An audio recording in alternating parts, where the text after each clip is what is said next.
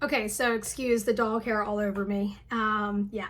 Anyhow, so and then from the push-ups, I have them come down and do, you know, I have them sit in a straddle, not very far out the first time, knees facing ceiling, toes pointed, and I have them sit here forever, shoulders relaxed, chin is just chilling, and hold here.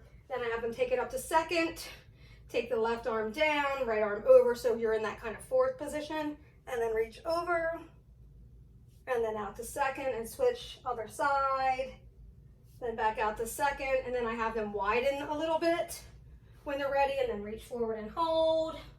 Again, focusing knees facing ceiling and toes pointed. And then from there, sometimes I'll do like both sides down. Oh my God, I have no balance and flexibility anymore. And up, and then other side. And then I will have them bring their legs in and shake it out.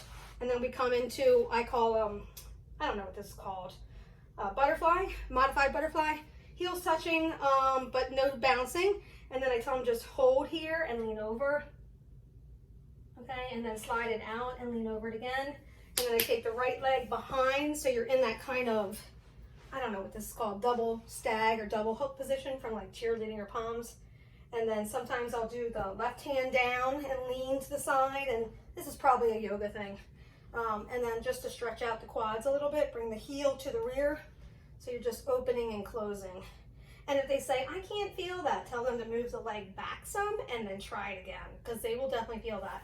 And then I do the little pretzel thing, and then we switch sides, and I do the same thing. There's probably other things, but I think that's probably good to start. I hope, maybe, hopefully. All right, bye.